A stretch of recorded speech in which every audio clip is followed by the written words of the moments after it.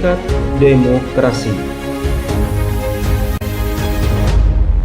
Kata demokrasi berasal dari bahasa Yunani, yaitu demos dan kratos. Demos adalah rakyat, sedangkan kratos adalah kekuasaan. Demokrasi berarti kekuasaan dari rakyat. Istilah demokrasi berasal dari Yunani kuno. Istilah tersebut diutarakan pertama kali di Athena kuno pada abad ke-5 sebelum Masehi. Athena dianggap sebagai negara yang pertama kali menerapkan sebuah sistem yang berhubungan dengan hukum demokrasi modern. Demokrasi merupakan bentuk pemerintahan rakyat karena rakyatlah yang berkuasa sekaligus diperintah. Demokrasi telah banyak dilakukan di negara kita, misalnya ketika kita melakukan pemilihan ketua OSIS di sekolah, tentu akan menerapkan kehidupan berdemokrasi. Selain itu, setiap 5 tahun sekali, negara kita mengadakan pemilu untuk pemilihan presiden dan wakil presiden, pemilihan anggota legislatif, DPR, DPD. Ini juga termasuk penerapan kehidupan berdemokrasi. Melakukan demokrasi hendaknya selalu berpedoman pada prinsip-prinsip demokrasi yang sesuai dengan peraturan negara. 1. Makna demokrasi. Arti demokrasi yang populer dikemukakan oleh Presiden Amerika Serikat Abraham Lincoln pada tahun 1863, yaitu pemerintahan dari rakyat, oleh rakyat, dan untuk rakyat. Konsep demokrasi menjadi sebuah kata kunci tersendiri dalam bidang ilmu politik. Hal ini karena demokrasi saat ini dianggap sebagai indikator perkembangan politik suatu negara. Adapun pemerintahan untuk negara yang menganut asas kedaulatan rakyat atau demokrasi memiliki ciri sebagai berikut. 1. Adanya lembaga perwakilan rakyat yang mencerminkan kehendak rakyat. 2. Adanya pemilihan umum yang bebas dan rahasia. 3. Adanya kekuasaan atau kedaulatan rakyat yang dilaksanakan oleh lembaga yang bertugas mengawasi pemerintah. 4. Adanya susunan kekuasaan, badan atau lembaga negara ditetapkan dalam Undang-Undang Dasar Negara. 2. Klasifikasi demokrasi. Berikut ini beberapa macam bentuk demokrasi. 1. Demokrasi berdasarkan hubungan antar kelengkapan negara. Sistem demokrasi berdasarkan hubungan antar kelengkapan negara dapat dibagi menjadi 4 kelompok, yaitu sebagai berikut. 1. Demokrasi perwakilan dengan sistem referendum, yaitu sistem demokrasi di mana semua warga negara dilibatkan dalam memilih para wakil mereka di parlemen. Namun rakyat memiliki kendali terhadap parlemen tersebut melalui sistem referendum. Sistem referendum adalah pemungutan suara yang dilakukan untuk mengetahui kehendak rakyat secara langsung dan menyeluruh. 2. Demokrasi perwakilan dengan sistem parlementer, yaitu sistem demokrasi di mana pemerintah atau badan eksekutif memiliki hubungan erat dengan badan perwakilan rakyat atau badan legislatif. Pemerintah menjalankan program yang telah disetujui oleh Badan Perwakilan Rakyat. 3. Demokrasi perwakilan dengan sistem pemisahan kekuasaan, yaitu sistem demokrasi di mana kedudukan antara badan eksekutif dan badan legislatif berada pada tempat yang terpisah. Artinya, keduanya tidak berkaitan secara langsung seperti halnya pada sistem demokrasi parlementer.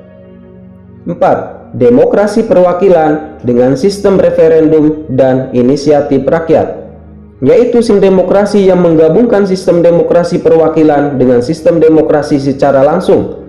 Pada sistem demokrasi ini masih terdapat badan perwakilan namun dikendalikan oleh rakyat melalui referendum di mana sifatnya obligator dan fakultatif. 2. Macam-macam demokrasi berdasarkan prinsip ideologi. Sistem demokrasi berdasarkan prinsip ideologi dapat dibagi menjadi 3 bagian, yaitu sebagai berikut. Demokrasi liberal, yaitu sistem demokrasi yang menjunjung tinggi hak individu setiap warga negara dan memberikan kebebasan setiap orang dalam menyampaikan pendapatnya. Sistem demokrasi liberal disebut juga dengan demokrasi konstitusional, di mana pemerintah wajib melindungi hak-hak individu warganya sesuai yang tercantum dalam konstitusi. Demokrasi rakyat yaitu sistem demokrasi yang dijalankan berdasarkan paham sosialis atau komunisme, di mana kepentingan negara dan kepentingan umum adalah yang terpenting di atas kepentingan individu. Demokrasi Pancasila yaitu sistem demokrasi yang dijalankan berdasarkan nilai-nilai yang terkandung dalam Pancasila. Sistem demokrasi Pancasila berasaskan musyawarah mufakat yang mengutamakan kepentingan umum. 3. Demokrasi berdasarkan penyaluran kehendak rakyat. Secara umum, demokrasi berdasarkan penyaluran kehendak rakyat dapat dikelompokkan menjadi dua, yaitu sebagai berikut. 1. Demokrasi langsung, direct demokrasi. Pada sistem demokrasi ini, setiap warga negara terlibat langsung dan aktif dalam pengambilan keputusan pemerintah. 2. Demokrasi tidak langsung atau perwakilan, indirect demokrasi. Meskipun kekuasaan tertinggi ada di tangan rakyat, pada sistem demokrasi ini kekuasaan politik warga negara dilaksanakan secara tidak langsung, yaitu melalui perwakilan. 3. Prinsip-prinsip demokrasi. Prinsip-prinsip budaya demokrasi yang dimasukkan di sini adalah prinsip-prinsip demokrasi yang telah diaplikasikan dalam kehidupan berbangsa dan bernegara, sehingga menjadi budaya demokrasi. Mashkuri Abdillah berpendapat bahwa prinsip-prinsip demokrasi terdiri atas prinsip persamaan, kebebasan, dan pluralisme. Prinsip-prinsip demokrasi yang merupakan dasar untuk menjalankan negara demokrasi antara lain sebagai berikut. 1. Adanya jaminan hak asasi. 2. Persamaan kedudukan di depan hukum. 3. Pengakuan terhadap hak-hak politik seperti berkumpul dan beroposisi dan bebas berserikat dan mengeluarkan pendapat. 4. Pengawasan atau kontrol dari rakyat terhadap pemerintah. 5. Pemerintah berdasarkan konstitusi. 6. Pemerintah membiarkan segala kebijakannya untuk diberi penilaian. 7. Pemilihan umum yang bebas, jujur, dan adil. 8. Adanya kedaulatan rakyat.